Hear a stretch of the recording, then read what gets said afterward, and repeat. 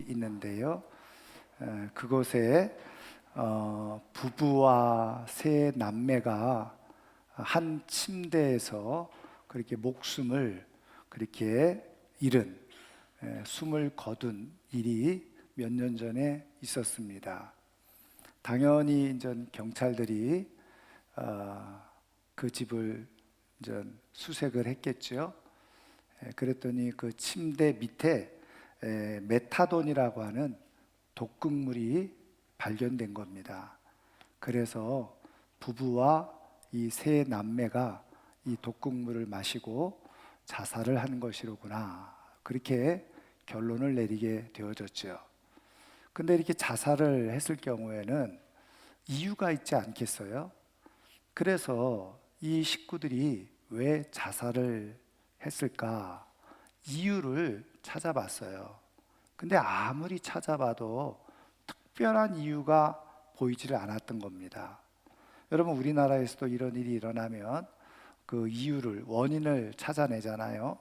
근데 대략적으로 보면 뭐 우울증을 좀 앓는다든지, 아니면 사회적, 경제적 큰 어떤 고통과 압박, 이런 것을 당하게 되어지면 사람들이 스스로 목숨을 끊는 일들이 일어나는데, 아니, 이 가정을 보니까 그런 우울증을 앓는 흔적도 없었고, 그리고 경제적인 압박을 당하는 흔적도 없었던 겁니다. 오히려 이웃 사람들의 증언에 의하면 가족들이 다 화목했고, 그리고 심지어는 교회 생활도 아주 열심히 했다는 것이죠. 그러니까 도저히 이해가 되어지지 않았던 겁니다. 그런데 계속해서 그 집안을 수색하다가 아주 중요한 문건을 하나 발견하게 되어졌는데, 그 집의 아내였던 크리스트라고 하는 이 여성이 한 남성과 편지를 주고받은 것이 발견되어졌어요. 그 남성이 누구냐면 댄 레퍼티라고 하는 이름의 남성인데, 이 남성은 자기 형의 가족을 다 살해를 한 겁니다. 그래서 무기징역형을 받아가지고 지금 교도소에 수감 중에 있는 죄수였던 겁니다.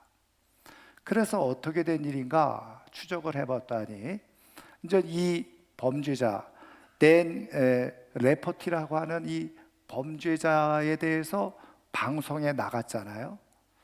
근데 이 크리스트라고 하는 이 여성이 궁금했던 겁니다. 그래서 편지를 쓰게 되어졌어요. 그래서 서로 이제 편지를 왕래하면서 주고받으면서, 바로 이 댄 레퍼티라고 하는 사람이 신의 계시, 하나님의 계시를 받아서 형의 가족들을 죽였다는 사실을 알게 되어진 겁니다. 하나님께서 형의 가족들을 다 죽이라고 해서 죽였다라는 거죠. 그러면서 계속 편지를 주고받고, 또 남편까지 합세해서 편지를 주고받다가 이 가족들이 결국은 극단적인 선택을 하게 된 것이라는 것을 발견하게 된 겁니다. 왜 극단적인 선택을 했느냐? 이 댄 레포티라고 하는 정신 이상자에게 계속 영향을 받아서, 이 세상은 악한 세상인데 이 악한 세상에서 거룩하게, 순결하게, 우리를 깨끗하게 지켜내려면 죽는 방법밖에 없다, 그렇게 얘기를 하는 거예요. 그래서 그 말을 듣고서 내가 이 세상 악으로부터 나를 깨끗하게 지키겠다, 가족들을 지키겠다. 그래서 결국은 다 가족들이 스스로 목숨을 끊었다고 하는 어처구니 없는 그런 사건이죠. 여러분, 이 가정의 불행이 어디로부터 시작되어졌습니까? 왜 이 가정은 교회를 열심히 다녔다고 하는데 왜 이런 불행을 초래하게 된 것일까요? 여러분, 우리가 교회를 다니고 예수 믿고 하나님을 믿게 되어졌을 때 우리는 사실 나름대로 다 꿈꾸는 삶이 있잖아요. 근데 문제는 뭐냐면, 진짜 하나님을 믿고 예수님을 믿어서 삶이 변화되어지고 가정이 복되어지고 정말 삶이 행복해지고 아름다워지는 그런 모습으로 살아가는 사람들이 있는가 하면, 교회를 다니고 예수를 믿어도 뭐 믿기 전이라 믿으나 아무 변화가 일어나지 않는, 그래서 믿는 건지 아닌지 구분이 되지 않는 그런 삶의 모습을 가지고 있는 사람들도 있죠. 그리고 심지어는 어떤 경우까지 있느냐, 오히려 교회를 다니는데 더 힘들어지는 거예요. 삶이 더 어두워지고 우울해지고 불행해지는 겁니다. 여러분, 왜 이런 차이점이 일어나게 될까요? 여러분, 하나님께서 우리에게 하나님 당신 자신을 계시해 주시고 보여주시고 예수 그리스도를 통해서 우리에게 복음을 주셨을 때는 우리들의 삶이 그것으로 인해서 더 우울해지고 더 힘들어지고 더 어두워지고 불행해지기를 원하셔서 하나님 자신을 우리에게 계시하시고 그리고 예수 그리스도의 복음을 우리에게 알려주신 것입니까? 그렇지 않잖아요. 하나님은 하나님을 우리에게 드러내시고 예수 그리스도를 통해서 복음을 우리에게 주셨을 때는 그것을 통해서 우리에게 주어진 삶이 정말 하나님이 부르시는 그날까지 더 온전하고 아름답고 행복하고 복되기를 원하셔서 이 모든 것을 우리에게 열어 보여주시고 알려주신 것 아니겠어요? 그런데 왜 교회를 다니면서도 여전히 불행한 어둠의 그림자 속에 있느냐는 거예요. 여러분, 이 가정이 왜 그런 불행을 초래하게 되어졌습니까?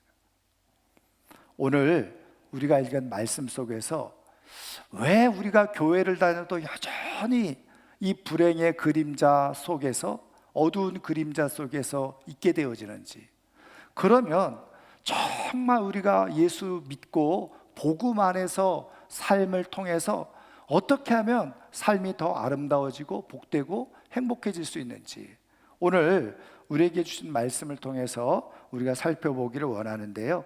자, 오늘 우리가 읽은 이 말씀은 성경을 우리가 읽으면서 알 수 있듯이 바리새인들과 예수님 사이에서 안식일을 가지고 논쟁을 벌이는 그런 내용의 말씀이에요. 말씀을 읽었듯이 예수님께서 제자들과 함께 밀밭길을 가다가 제자들이 배가 고팠어요. 그래서 그 밀을 따가지고 손에다 비벼가지고 그거 나락을 먹은 거예요. 그랬더니 바리새인들이 보고서 안식일에 왜 하지 말아야 일을 하느냐 그러면서 비난을 하게 되어지죠. 그러니까 예수님께서 구약 성경의 다윗의 사건을 인용해서 말씀해 주시죠. 다윗이 사울 왕에게 쫓겨 도망 다닐 때에 너무 다윗과 함께 했던 사람들이 배고팠어요. 그런데 한 성전에 이르렀더니 거기에 제사장들만 먹을 수 있는 진설병이 놓여져 있었죠. 그런데 법에 의하면, 율법에 의하면 그거는 제사장들만 먹어야 되는 떡이었습니다. 빵이었어요. 그런데 성경에 보니까 이 제사장이 다윗에게도 그 빵을 주고 다윗과 함께 했던 사람들에게도 그 진설병, 제사장만 먹어야 되는 그 빵을 주었다는 거예요. 그래서 그 배고픔을 면하게 해주었다는 거예요. 너희들이 그것을 왜 읽지 못하였느냐. 그러면서 예수님께서 내린 결론이 뭐냐, 안식일은 사람을 위해서 하나님께서 만들어 놓으신 것이다, 이렇게 정의를 내려주셨다는 거예요. 여러분, 우리는 이 말씀 속에서 하나님에 대해서 듣고 말씀을 알았지만 불행한 모습을 가지고 있었던 사람을 발견하게 되어지죠. 누굽니까? 바로 바리새인들이었어요. 여러분, 바리새인들이 유대인으로서 구약 성경 하나님이 말씀해 놓으시고 기록해 놓으신 것 잘 알았죠. 그럼에도 불구하고 왜 하나님의 아들이신 예수님으로부터 책망을 받는 그런 자리에 있는, 불행한 자리에 있게 되어지는 모습을 갖게 되어졌냐는 거예요. 여러분, 이유가 뭘까요? 한마디로 말하면 이들은 하나님이 말씀해 놓으신 말씀에 대한 이해, 그것이 잘못된 이해를 가지고 있었다는 거예요. 하나님의 말씀을 잘못 해석하고 있었다는 거예요. 그것을 예수님이 교정해 주시고 고쳐 주시고 말씀해 주신 거죠. 여러분, 이 말씀은요, 우리에게도 아주 심각한 경고가 될 수 있는 말씀인데, 우리도 똑같이 성경을 읽고 보고 배우지만 바리새인들처럼 성경을 잘못 이해하고 잘못 해석할 경우에 그때 우리도 역시 교회를 다니고 예수 믿어도 불행한 삶의 그림자 속에 우리가 들어갈 수가 있다는 것을 우리에게 말씀해 주고 계시는 거예요. 실컷 하나님의 말씀이라고 믿고 나는 그렇게 살아왔는데 우리 주님이 보시니까 아니에요. 그거는 하나님의 말씀대로 산 것이 아니었어요. 그렇다고 한다면 이게 얼마나 불행한 일이겠어요. 삶이 아무 의미 없는 삶이 되어지고 마는 것이죠. 그런데 여러분, 이런 일들이 지금 우리 안에서도 얼마든지 일어날 수 있다는 것을 말씀해 주고 있는 겁니다. 여러분, 요즘 이단들이 굉장히 득세하고 있잖아요. 여러분, 이단이 무슨 뜻입니까? 달을 이자 끝단자거든요. 끝이 다르다는 거예요, 이단은. 그럼 끝이 다르다는 말이 무슨 말이냐? 여러분, 이단들도 다 성경을 가지고 얘기를 해요. 성경을 풀어주고 성경을 해석해줘요. 그래서 성경 가지고 하니까 기독교인 줄 알았는데 끝에 가서 보니까 기독교랑 완전히 다른 이상한 종교의 모습을 가지고 있고 그리고 만들어 내더라는 거죠. 여러분, 지금 현재 우리 사회에서 아주 심각하게 영향을 끼치고 있는 이단 두 가지를 얘기하면 하나는 신천지죠. 또 하나는 하나님의 교회라고 하는 이단입니다. 여러분, 신천지는 간단하게 정리해서 말씀드리면 예수님을 믿을까요? 안 믿을까요? 예수님 믿죠. 예수님이 십자가에 죽으시고 부활하셨다라고까지 알고 있습니다. 그런데 그 예수님의 십자가의 죽음과 부활로 우리는 구원이 다 완성되어졌다라고 믿잖아요. 그런데 신천지 교인들은 그렇게 믿지를 않습니다. 예수님이 십자가에 죽으시고 부활하셨어도 예수님은 예언자였을 뿐이지 구원자가 아니라는 거예요. 그래서 예수님은 구원을 불완전하게 하셨기 때문에 예수님이 하늘에 올라가시면서 대신 누구를 보내셨느냐? 보혜사 성령을 보내셨다는 거예요. 완성시키기 위해서. 근데 그 보혜사 성령이 누구냐? 바로 신천지에서 교주로 모시고 있는 이만희라는 거예요. 그 결국은 뭐냐? 이만희는 구원의 완성을 위해 온 교주 하나님이라는 거예요. 여러분, 말도 안 되는 소리잖아요, 우리가 들을 때. 근데 신천지에 빠지면 그걸 그대로 믿게 된다는 거예요. 이게 아이러니잖아요. 그런데 왜 신천지에 빠지면 그들이 이만희를 구세주로 보혜사 성령으로 하나님으로 그렇게 믿게 될까요? 그래서 여러분, 신천지에서 내놓는 이 용어 중에 이런 말이 있어요. 예수를 믿으면 이만희를 만납니다. 예수를 믿으면 하나님을 만나는 게 아니라 예수를 믿으면 이만희를 만난다. 여러분,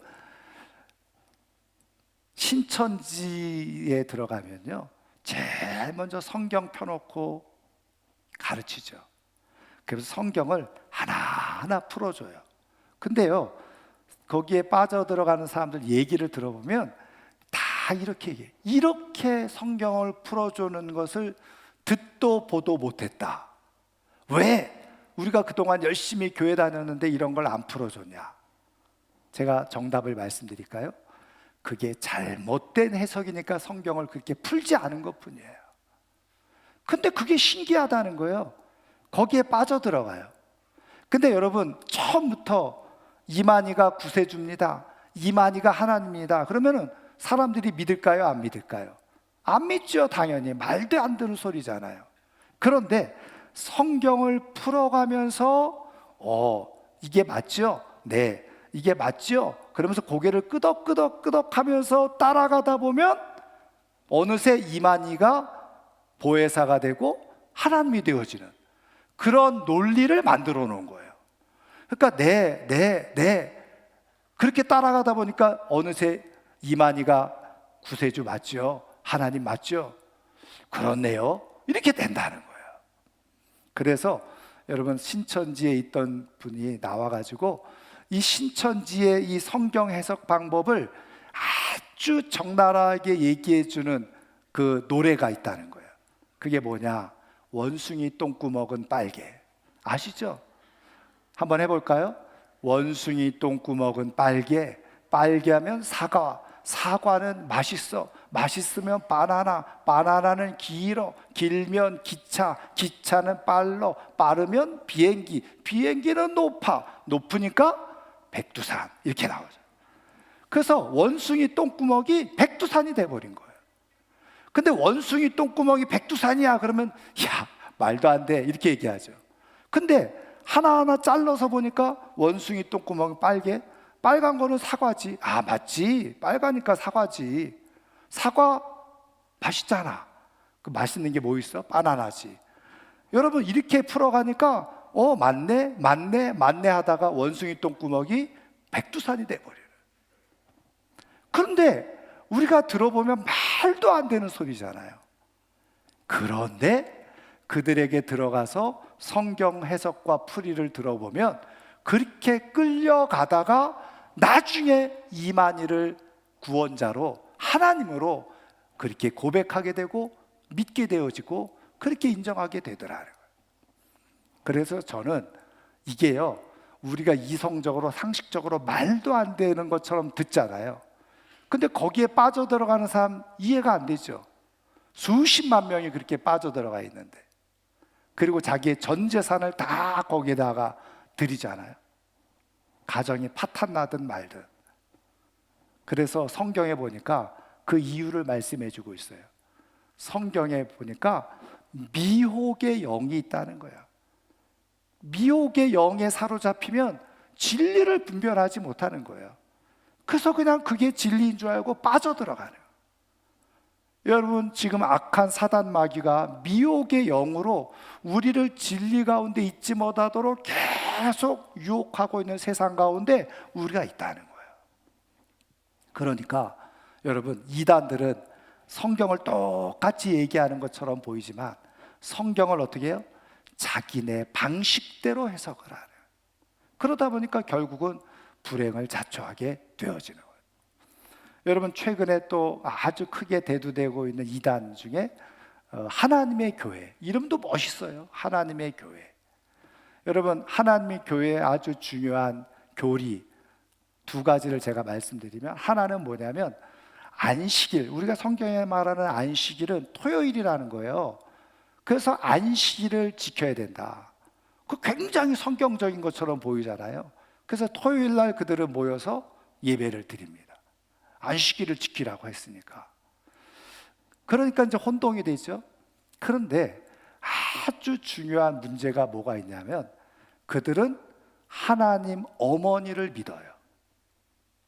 여러분, 이게요, 전 세계적으로 지금 페미니즘과 연관이 되어져서요, 젊은 여성들이 앞다퉈서 지금 하나님의 교회로 모여들고 있다는 거예요. 왜 하나님 아버지만 있냐? 하나님 어머니도 있지. 그러면 성경에 어디에 하나님 어머니가 있냐? 창세기에 보니까는 하나님의 형상을 따라 하나님의 모양대로 사람을 만드셨다 그랬죠. 근데 사람이 뭐예요? 남자와 여자로 만드셨다.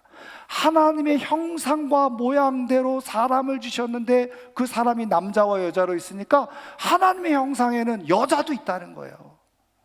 와, 굉장히 그럴듯한 해석이잖아요. 그래서 하나님 어머니가 있다는 거예요. 그러니까 사람들이 여기에 정말 그러네, 맞네. 근데 여러분, 그거는 하나님의 형상과 모양이라고 하는 시브리어의 본뜻을 깨닫지 못하니까 우리가 그렇게 번역을 해놔서 혼동하죠. 사실은 그 하나님의 형상과 모양이라고 하는 그 본뜻, 히브리어의 본뜻은 하나님이 그런 모양을 가지고 계시다는 것이 아닙니다. 하나님의 이미지를 말씀하는 거예요. 하나님의 성품과 하나님의 속성을 말씀하는 거예요. 그러니까 겉으로 드러나는 모양, 여러분, 하나님이 모양이 있어요? 없잖아요. 하나님은 영이시잖아요. 근데 무슨 남성, 여성의 모습을 가지고 있다는 거예요. 거기서 하나님의 형상과 모양이라고 하는 것은 하나님의 성품과 속성을 말씀하고 있는 거예요. 그래서 하나님의 성품과 속성을 가지고 하나님이 주시는 그 사람의 모습을 만드셨다는 거예요. 그래서 이러한 사람의 모습은 그렇게 있지만, 그러나 어떻게 해요? 우리 안에 있는 성품들이, 하나님이 주시는 성품들이 있다는 거죠. 그런데 그렇게 해석을 해놨어요. 여기에 이제 두 가지 문제점이 있는데, 하나님 어머니가 있으니까 누가 있을까요? 하나님 아버지도 있겠죠. 하나님 아버지가 누군지 아세요? 사실은 이 하나님의 교회의 중심은 안상홍이었어요. 안상홍 증인회였습니다. 그걸 하나님의 교회로 이름을 바꾼 거예요. 안상홍이 하나님 아버지였다는 거예요. 근데 안상홍이 하나님 아버지였는데 국수 먹다가 국수가 목에 걸려서 죽었거든요. 그래서 그거를 기독교 방송에서 안상홍이 무슨 하나님이야, 국수 먹다가 죽었는데, 그거를 방송을 했어요. 그랬더니 이 하나님의 교회에서 법원에다 소송을 했죠. 명예훼손이다. 그래가지고 대법원까지 갔어요. 판결 내린 게 뭘까요? 명예훼손이 아니다. 왜? 그건 사실이니까. 안상홍이 국수 먹다가 죽었는데 그걸 사실인데 그걸 보도했다고 그게 무슨 명예훼손이야. 이렇게 결론이 나왔어요. 성경 어디에도 하나님이 국수 먹었다가 죽었다는 말이 없잖아요. 그런데 하나님의 교회 교인들은 그거를 철석같이 믿어요. 그러면은 하나님 어머니는 누굴까요? 안상홍의 부인이었던 장길자. 장길자가 하나님 어머니라는 거예요. 지금도 장길자는 살아있어요. 여러분, 제가 한번 말씀드린 적이 있는데, 그 하나님의 교회에 우리식으로는 목사로 있었던 사람이 거기서 탈퇴에 나온 사람이 있어요. 왜 탈퇴에 나왔느냐? 충격을 받은 게 뭐냐면, 자기네들 회의를 하잖아요. 회의를 하는데 하나님 어머니가 앉아있고, 그리고 총회장, 자기네들 총회장이 앉아있는 거예요. 그러면 누가 우리가 생각할 때 더 높아요? 하나님 어머니가 높아요? 총회장이 높아요? 아니, 상식적으로 생각하면 당연히 하나님이 높아야 되잖아요. 근데 무슨 회의를 하다가 장길자가 무슨 얘기를 했대요. 그때 총회장에서 사람이 당신은 가만히 있어! 이렇게 야단을 치더라는 거죠. 그래서 이분이 쇼크를 맞은 거예요. 총회장이라고 하는 사람이 어떻게 하나님한테 당신은 가만히 있어? 하나님한테 그렇게 말할 수 있나? 아, 저 장길자는 하나님이 아니구나. 그리고서 깨닫고 나왔다는 거예요. 여러분, 이런 엉터리 같은 이야기들을 하나님의 교회 다니는 사람들은 철석같이 믿죠. 근데 왜 믿을까요? 제가 말씀드린 것처럼 이게 논리적으로, 이성적으로 절대로 이해가 되지 않아요. 근데 미혹의 영이라고 하는 사단에게 사로잡히면 구분을 못하고 그걸 믿는 거예요. 여러분, 제가 이단이라고 하는 큰 얘기를 했지만 그 시작은 어디로부터 시작됐다고요? 성경을 잘못 해석하고 이해하는 데서부터 그렇게 엇나가게 되어진 거예요. 근데 실제로 우리가 신앙생활 하면서도 마찬가지입니다. 하나님의 말씀을 하나님의 말씀의 뜻대로 제대로 해석하지 못하고 이해하지 못하면요, 우리도 크고 작게 그런 엇나가는 그러한 모습을 가지고 신앙생활을 할 수가 있다. 지금 바리새인들이 그런 모습이었던 거예요. 하나님께서 안식일을 정해놓으셨는데 그 안식일은 어떤 것이었다고요? 쉬라고, 쉬는 날로 생각하는 거예요. 일하지 말고 쉬라, 그것에만 초점을 맞춘 거예요. 그러면 쉰다는 게 뭐냐? 일하지 않는 것이다. 그럼 일하지 않는다는 건 뭐냐? 움직이지 않는 것이다. 그럼 움직이지 않는 거는 뭐냐? 하면서 일일이 그것을 규정해 놓은 거예요. 그래서 200m 이상은 걷지 말아야 되고, 지금 이 말씀 바리새인들이 얘기한 것처럼 이 밀을 이렇게 까가지고 먹은 거는 탈곡한 거라는 거예요. 노동한 거라는 거예요. 그렇게 해석을 해버린 거예요. 여러분, 성경을 잘못 해석하니까 주님으로부터 책망받고 주님을 인정하지도 못하고 주님으로부터 줄 구원과 영광을 얻지 못하는 불행한 역사가 그들에게 있게 되어졌던 것이죠. 여러분, 우리가 하나님의 말씀을 배울 때 그런 의미에서 바르게 듣고 바르게 배우는 은혜가 필요한 줄 믿습니다. 여러분, 인터넷 같은 데서 많은 정보들 넘쳐나잖아요. 근데 여러분 아세요? 인터넷에서 내가 뭐 기독교에 대해서 조금 알아보겠다고 검색이라는 걸 하잖아요.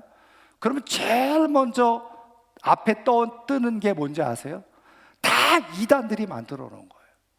그러니까 아무것도 모르고 그거 그냥 찾아서 읽다가 어떻게 해요? 자기도 모르게 그걸 잘 분별하면 괜찮은데 분별을 못 하거든요.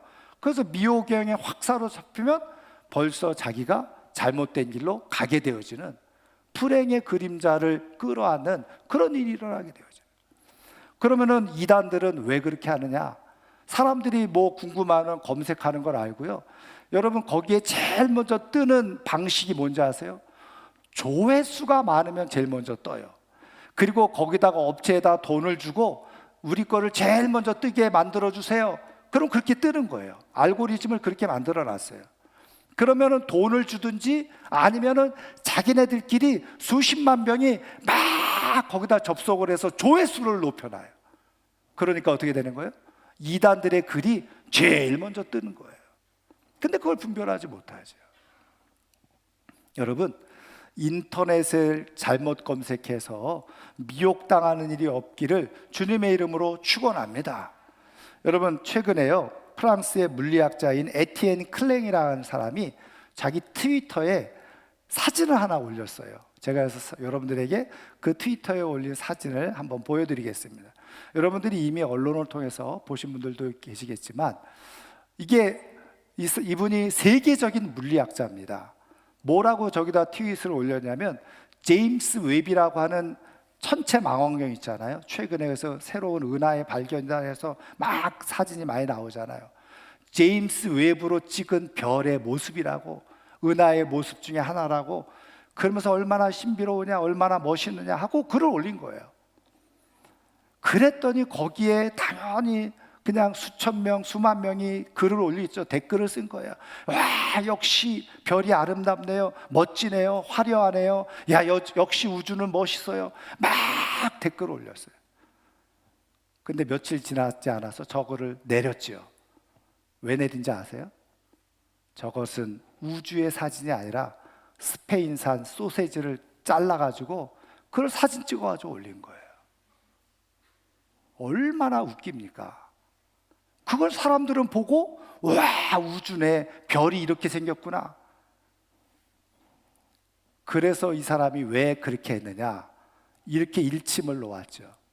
세계적인 권위자라고 해서 그 사람이 쓴 글을 함부로 믿지 말라는 거예요. 얼마든지 속일 수가 있다는 거죠. 가지고 장난칠 수가 있다는 거예요. 그거를 경고해주고 경고하기 위해서 자기가 이렇게 했다. 물론 저 사과를 하기는 했습니다만은 그렇게 했다는 거예요. 여러분, 칼 벅스트루먼과 제빈 웨스트라고 하는 분이 쓴 책이 있습니다.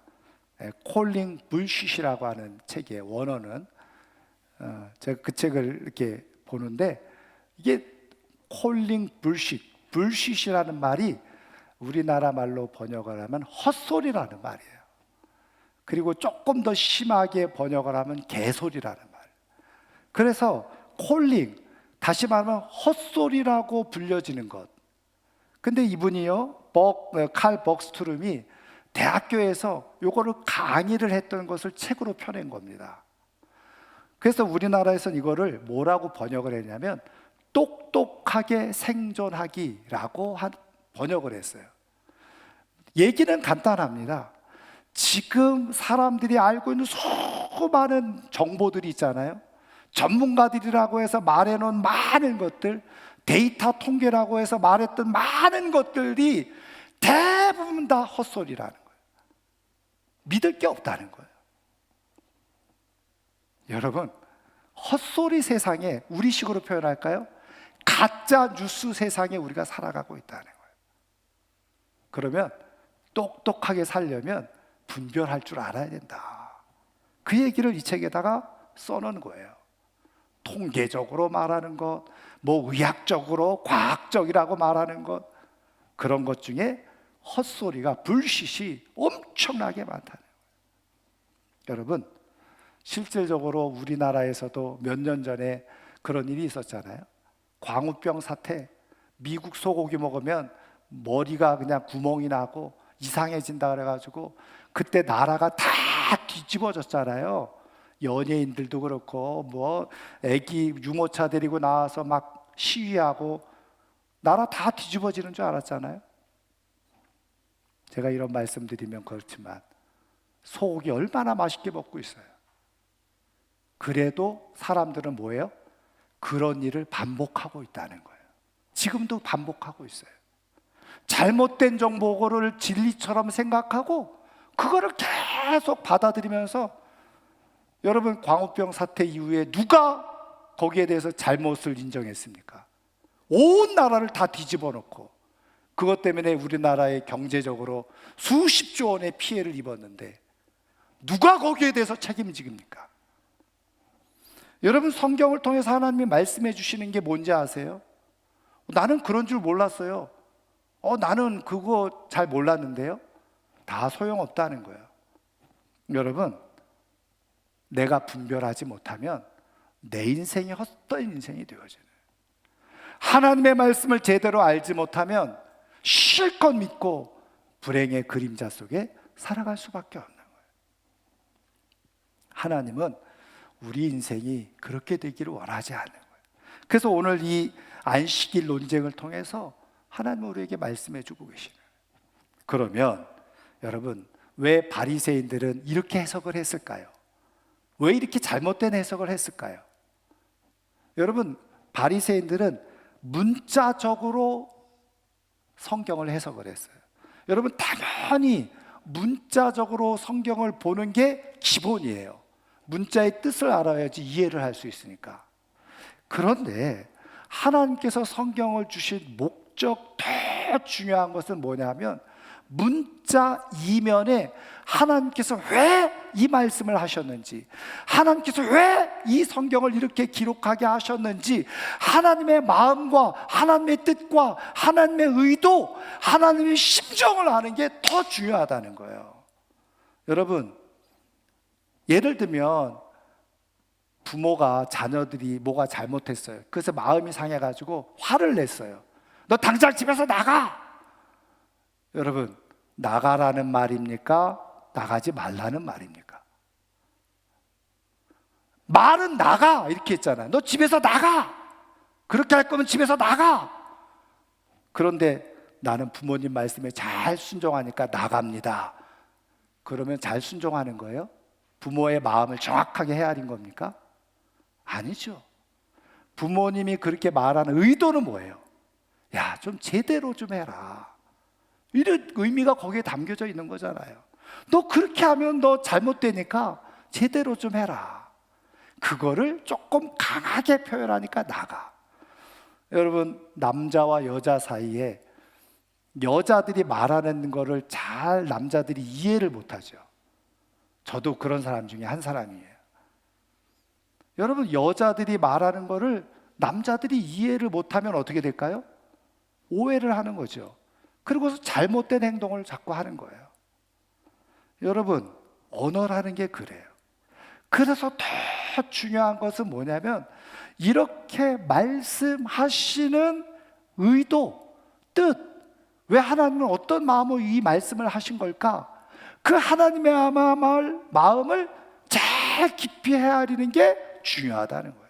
그런데 보세요, 바리새인들은 뭘 본 거예요? 일하지 말고 쉬어라. 그러니까 어떻게 하면 일하지 않는 거냐? 일하는 게 뭐냐? 그리고 쉬는 거는 아무것도 안 하는 거다. 이렇게 해석을 해버린 거예요. 그런데 지금 예수님은 어떻게 해석을 한 거예요? 그게 아니다. 그러면서 27절에 예수님은 뭐라고 가르쳐 주신 거예요? 안식일이 사람을 위하여 있는 것이다. 자, 하나님께서 안식일을 정해놓고 야, 일하지 말고 쉬어라 이렇게 말씀한 것은 단순히 일을 하느냐 마느냐 이것보다 더 중요한 것은 거기에 하나님께서 우리 인생을 향해서 진짜 참 쉼과 평안을 주고 싶어 하시는 하나님의 깊은 뜻이 거기에 담겨져 있다는 거예요.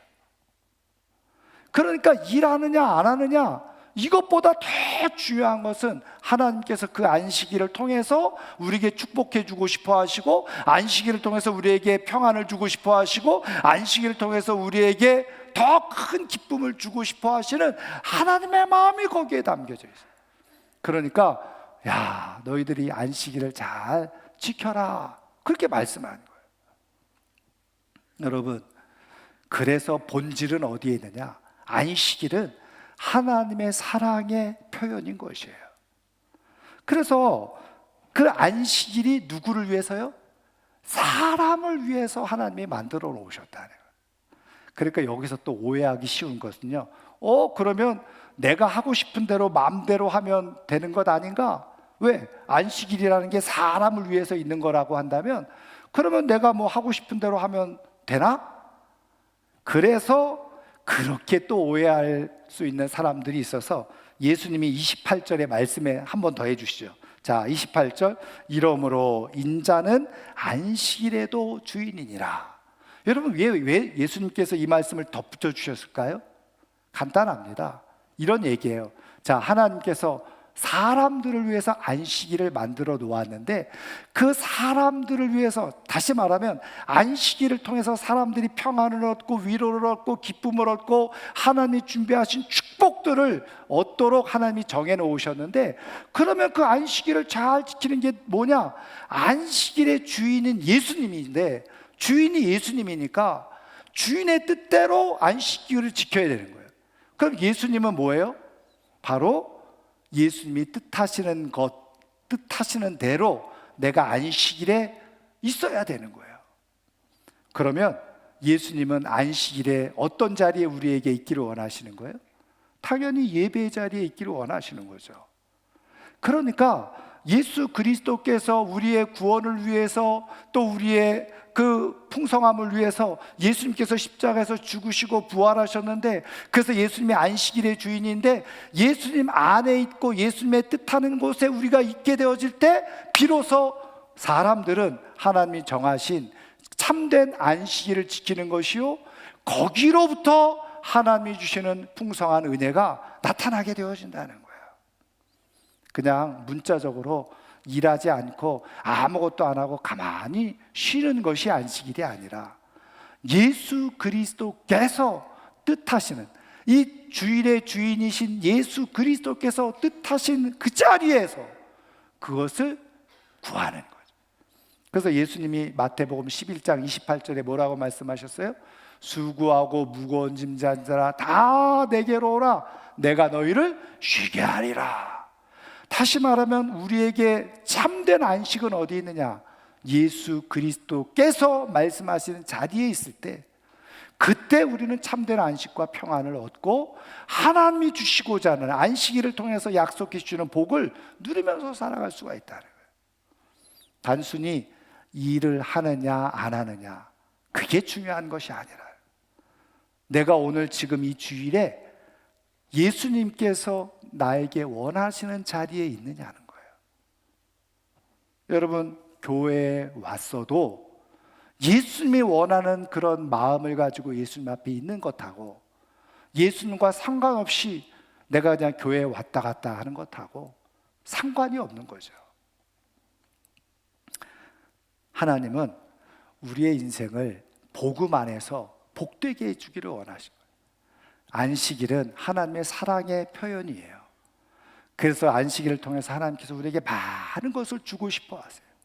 그 안식일을 완성하는 것은 바로 예수 그리스도 안에 내가 머물러 있고, 예수님이 지금 이 시간 이날에 나에게 원하는 자리가 무엇인지를 깨닫고 거기에 머물러 있는 거예요. 그렇게 되어질 때 우리는 참된 안식일을 지내게 되어지고, 하나님께서는 약속하신 대로 그 안식일을 통해서 우리에게 주시고자 하는 복을 누리면서 살아갈 수가 있게 되어지는 거죠. 저는 오늘 이 아침에 나온 우리 사랑하는 성도님들이 우리에게 주신 이 주일이 하나님의 사랑의 표현인 것을 깨닫고 정말 기쁘게 이 주일을 주님이 지금 이 시간에 원하시는 자리가 어딘지를 잘 분별하고 그 자리에 머물러 있어서 정말 수고하고 무거운 짐들을 다 내려놓고 하나님 안에서 참된 안식과 평안을 가지고 살아갈 수 있는 하나님의 사람들 되기를 주님의 이름으로 축원합니다. 그래서 이 말씀을 잘 분별하는 사람들은 어떻게 돼요? 아, 예수님 안에서 주일을 지내는 거죠. 그래서 주일을 기뻐하고 주일을 기다리고 주일을 사모하는 거예요. 그런데 예수님이 없어요. 예수님이 뜻하시는 자리에 있고 싶지 않아요. 그러니까 주일이 부담스럽고 주일이 돌아오면 짜증이 나고 또 교회 가야 돼 이런 말이나 하고, 그래서 아무리 그냥 수십 번 수백 번 주일을 보내도 삶은 변화되어지지 아니하고 하나님의 은혜를 맛보지 못하고 살아가는, 여전히 어둠의 그림자 속에 삶을 살아가고 마는 거죠. 저는 오늘 이 아침에 나온 사랑하는 성도님들이 하나님께서 안식일을 주신 의미를 정확하게 마음속에 깨닫고, 아, 우리를 위해서 안식일을 주셨구나. 그런데 우리가 이 안식일을 잘 지키는 비밀은 주인이신 예수님이 있으라고 하는 자리에 있는 것이 안식일을 잘 지키는 것이로구나. 주님, 오늘이 지금 주일인데 내가 어디에 있기를 원하십니까? 그 자리에 머물러 있어서 정말 하나님 주시는 위로와 평안, 기쁨으로 가득한 진짜 예수 믿는 맛을 누리면서 살아가는 하나님의 사람들 되기를 주님의 이름으로 축원합니다. 이제 말씀을 마치려고 하는데요, 호주에 있는 시드니 대학의 역사학자는 존 딕슨이라고 하는 박사님이 있어요. 그분이 최근에 쓴 책이 뭐냐면 벌거벗은 기독교 역사라고 하는 책입니다. 책 제목에서도 알 수 있듯이 2000년의 기독교 역사가 있는데, 여러분, 기독교라고 해서 다 좋은 일만 했던 게 아니라는 거예요. 한마디로 말하면 어두운 흑역사도 있다는 거예요. 기독교라고 하는 이름을 가지고 했던 많은 일들이 있는데 그 가운데 잘못된 일들도 많이 있었다는 거죠. 그 대표적인 일이 예를 들면 십자가 전쟁 같은 거, 예루살렘을 탈환하겠다고 십자가 전쟁을 일으켰지만 그것으로 인해서 정말 애꿎은 수많은 수천만 명의 사람들이 죽어가는 그런 일이 일어났잖아요. 선교사들이 복음을 전하겠다고 전 세계에 나갔는데 제국주의에 등을 업고 나가서 어떻게 해요? 오히려 그 나라를 식민지화 만드는 이런 일들을 했다는 거예요. 그런데 이 존 딕슨 박사가 그 책에서 이런 글을 썼어요. 그리스도께서 지은 원곡은 완전하고 아름다운 곡이었다는 거예요. 그러나 그 곡을 받아든 수많은 기독교인들은 그 아름답고 완전한 곡을 제대로 연주해내지 못해서 그 곡이 다 망가지는 일들이 일어났다는 거죠. 여러분, 복음은 완전합니다. 중요한 것은 내가 왜 어둠의 그림자 속에 계속 있느냐, 그 완전한 복음을 내가 제대로 연주를 못 해내는 거예요. 여러분, 제대로 연주하려면 어떻게 할까요? 그 곡을 쓴 사람의 마음, 왜 이 곡을 이렇게 썼는지 그것을 잘 헤아리고, 그리고서 연주를 잘하려면 연습이 돼야 되잖아요. 훈련이 돼야 되잖아요. 그래서 복음으로 복음을 받아들이고 그것을 어떠한 의미가 있는지 잘 깨닫고 그것을 내 삶에 잘 적용해서 잘 연주하려고 하는 거예요. 여러분, 저는 오늘 이 아침에 나온 사랑하는 성도님들이 하나님의 말씀이 왜 이렇게 말씀하셨는지 그 하나님의 마음을 잘 헤아려서 안식일을 주님의 뜻 가운데 잘 지켜내고 그것을 삶에 잘 연주해내서 그 완전한 복음처럼 우리의 삶도 완전해지고 아름다운 곡이 되어지고 아름다운 연주가 되어지는 삶이 될 수 있기를 주님의 이름으로 축원합니다. 축원합니다.